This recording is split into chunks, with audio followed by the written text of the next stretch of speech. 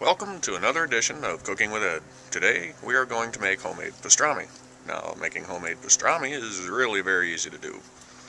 We have a 3.5 pound corned beef brisket, as you see there. Traditionally it's pepper and coriander they use for the seasonings, but I have ground up some pepper and put on there, and I also roasted garlic and herb. I've made these with Creole seasoning and roasted garlic and herb, pretty much any seasoning you want. And once again, it is very simple to do and comes out pretty damn good. And again, today I'll be using the Charbroil Big Easy for the cooking. Now the basket is already in place and the meat has been pre-seasoned. I've let it sit for about an hour. It should be at room temperature. I seasoned both sides. And we will be cooking this fat side up in the Big Easy. Stick it right there in my rack. Put my temperature probe in right there. Close the lid. I am using cherry wood for the smoke flavor. And on the Big Easy, just so you know, when I'm doing these things, that is the cooking chart. The numbers and the degrees that it cooks at. A lot of people like to do these at about 250, 275. I'm going to do this one at about 325. So, 325 for the Big Easy is 7. So we just come on down here. Well, actually, for the beginning on the Big Easy, you always start out at 15 until your wood starts smoking, which is 525. And then once the wood chips start smoking, we'll knock it down to 7, which is 325. And for a corned beef brisket, just like a regular brisket, they do take a while to cook, and each one will be done different, but we're looking for a target temperature of 190 to 195. So we have the temperature set for 190, and the current meat temperature is about 50. That's 54. And 15-20 minutes it'll start smoking, and like I said, we'll crank it down from 525 down to 325. And we will check on it periodically. Okay, it's been about 15-20 minutes, and the cherry chips have started to smoke. Kind of hard to see because it's a little breezy out here today. But we're going to go ahead and turn this down to 7, which is 325.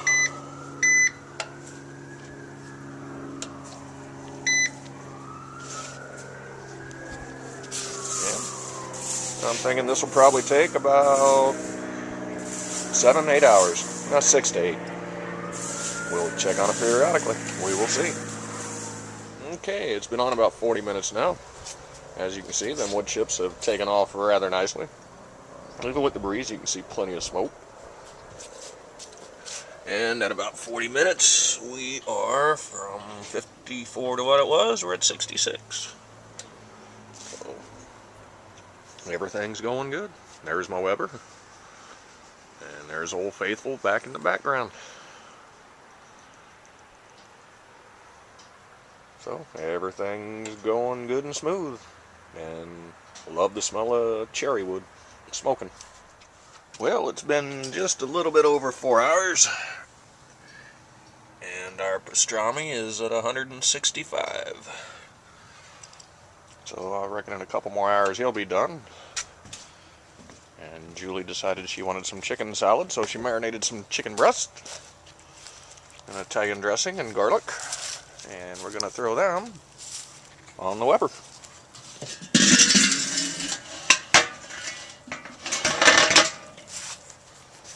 Going to do these indirect, coals to either side.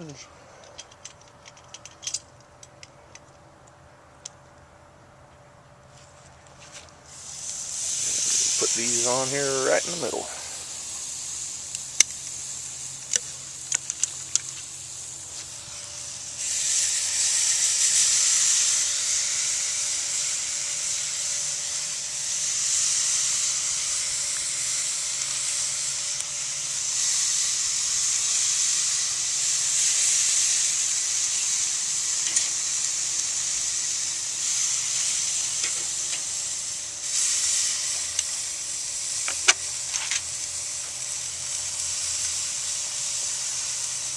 And this is why I'm going to get the next size Weber when I can, because even though this cooks a good amount, it's going to be a little tight here for a large package of chicken breast.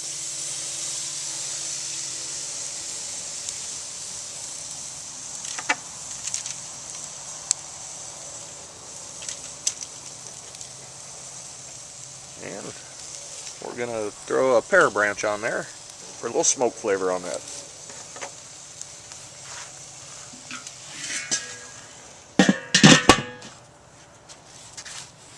We'll check back later. Alright, the chicken breast have been on there for all of about 8 minutes, and that pear branch is already smoking up pretty damn good.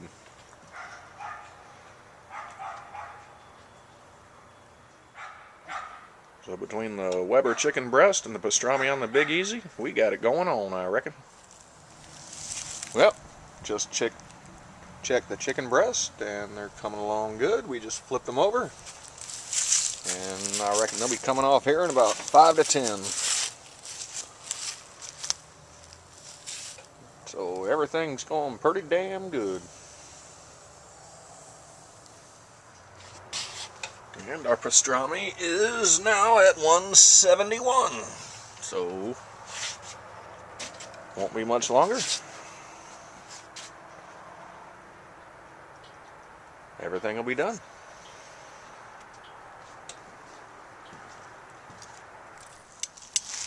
Okay, these chicken breasts do look done. So we're going to take them off, and this will be supper. Some chicken salad.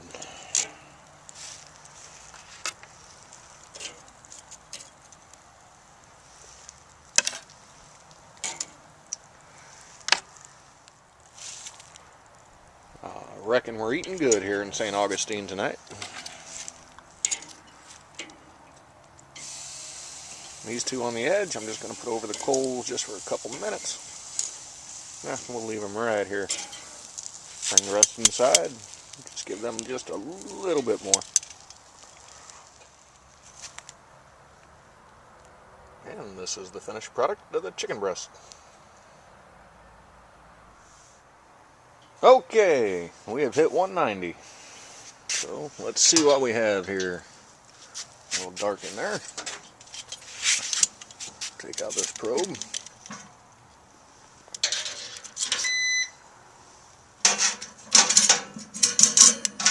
Get the basket out. And we'll set him right on the plate. And that, my friends, is how you make homemade pastrami. Now he's looking real good. We're going to let him rest for 10 minutes or so, and then we're going to slice him up, and y'all can see the final result. I'm going to let him rest right in the basket, and when I pull him off, he'll pull off easy, and we'll cut him up. Well, this is what the pastrami looks like after is 6 hours and 40 minutes of cooking. Instead of just letting it rest the 10 to 15 minutes like you normally would with a piece of meat, since this is going to be sliced up for sandwiches, we're going to let it completely cool down before we slice it. And that way all the juices will remain inside. So, looking good, smelling good, very easy to do. Okay, we've let this rest. Now it's time to slice it up and show you what pastrami looks like. Here it is.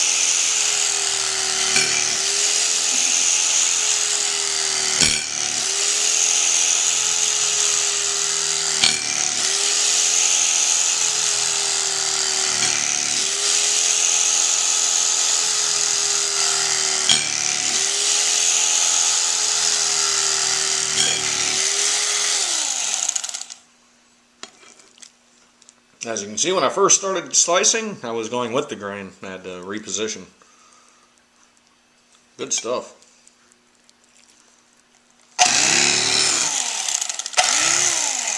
Look at that right there. That's what I'm talking about.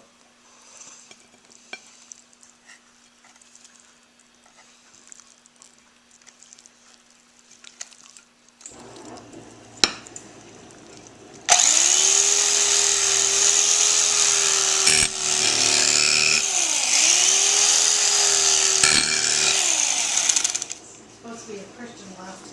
That's why it's not cool. So we'll move this over to here.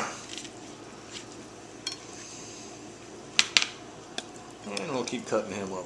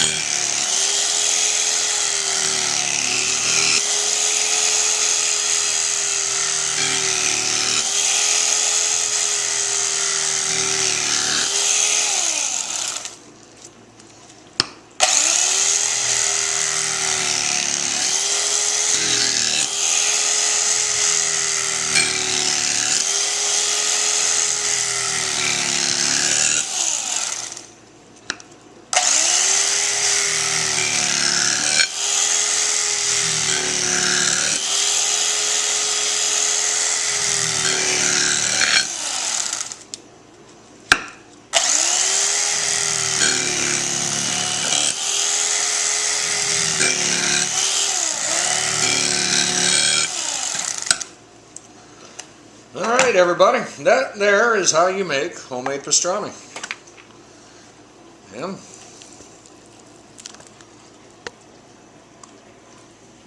that is the final outcome.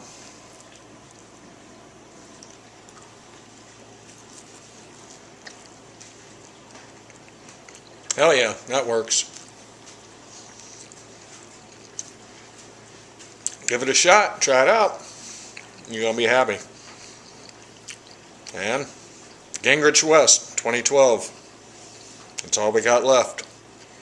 Welcome to Cooking with Ed.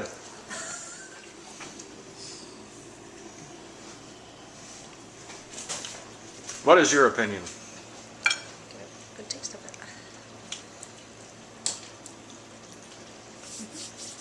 Julie gives her approval. Till next time, catch y'all later.